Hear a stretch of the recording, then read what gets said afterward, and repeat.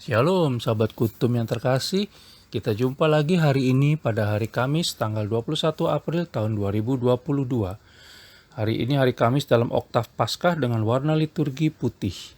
Kuntum pada hari ini mengambil tema Saksi Hidup Kebangkitan Kristus.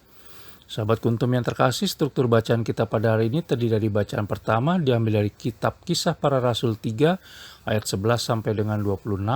Mazmur tanggapan diambil dari kitab Mazmur 8 ayat 2a dan ayat 5 sampai dengan 9.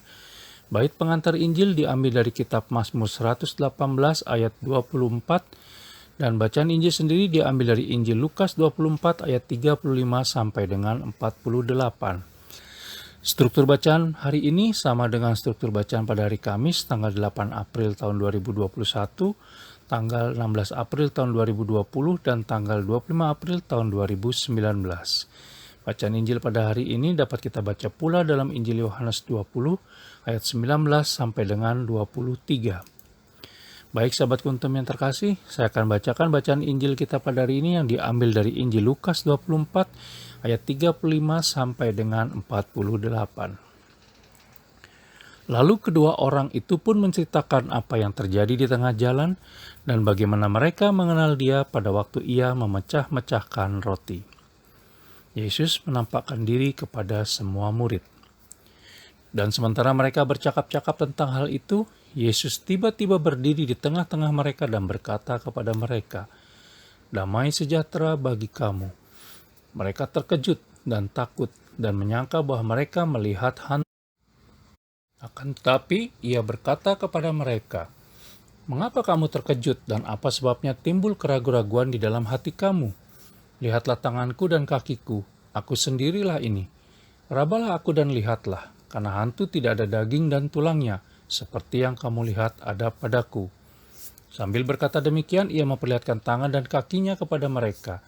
Dan ketika mereka belum percaya karena girangnya dan masih heran, berkatalah ia kepada mereka, "Adakah padamu makanan di sini?" Lalu mereka memberikan kepadanya sepotong ikan goreng. Ia mengambilnya dan memakannya di depan mata mereka. Ia berkata kepada mereka, "Inilah perkataanku yang telah kukatakan kepadamu ketika aku masih bersama-sama dengan kamu, yakni bahwa harus digenapi semua yang ada tertulis tentang aku dalam kitab Taurat Musa dan kitab Nabi-Nabi dan kitab Mazmur." Lalu ia membuka pikiran mereka sehingga mereka mengerti kitab suci. Katanya kepada mereka, "Ada tertulis demikian, Mesias harus menderita dan bangkit dari antara orang mati pada hari yang ketiga. Dan lagi, dalam namanya berita tentang pertobatan dan pengampunan dosa harus disampaikan kepada segala bangsa mulai dari Yerusalem.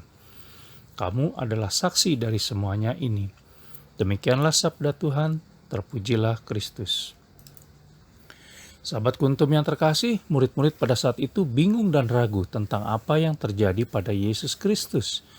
Jenazahnya tidak ada di dalam kubur. Ada yang mengatakan telah bangkit, tetapi kemana Yesus Kristus?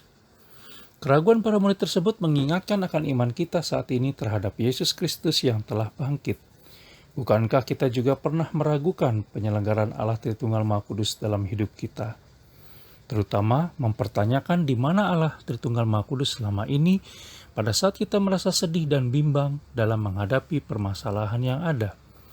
Bisa jadi saat ini kita pun tengah ketakutan akibat pandemi virus COVID-19 yang tengah melanda dunia sehingga mempertanyakan keberadaan Allah Tritunggal Maha Kudus. Allah Tritunggal Maha Kudus sesungguhnya selalu dekat dengan kita dan tidak pernah meninggalkan kita sedikit pun. Justru dengan dosa yang kita perbuat, maka kita sendirilah yang telah menjauhi Allah Tritunggal Maha Kudus. Allah Tritunggal Maha Kudus selalu terbuka, tinggal kita mau mendekatkan diri atau malah menjauhinya. Bahkan lebih jauh lagi, kedua bacaan pada hari ini juga mengajak kita untuk menjadi saksi Kristus melalui kehidupan yang baru. Kita bisa baca dalam bacaan pertama pada kitab Kisah Para Rasul 3 ayat 25 sampai dengan 26 dan bacaan Injil hari ini dari Injil Lukas 24 ayat 47 sampai dengan 48. Menjadi saksi berarti menjadi orang yang menceritakan kebangkitan Yesus Kristus melalui perilaku dan cara hidup yang baik, benar, dan luhur dengan konsisten, mendalam, dan serius. Mari Jadikan banyak orang percaya kepada Allah Tritunggal Maha Kudus melalui kesaksian hidup kita sehari-hari. Terima kasih, selamat pagi dan salam.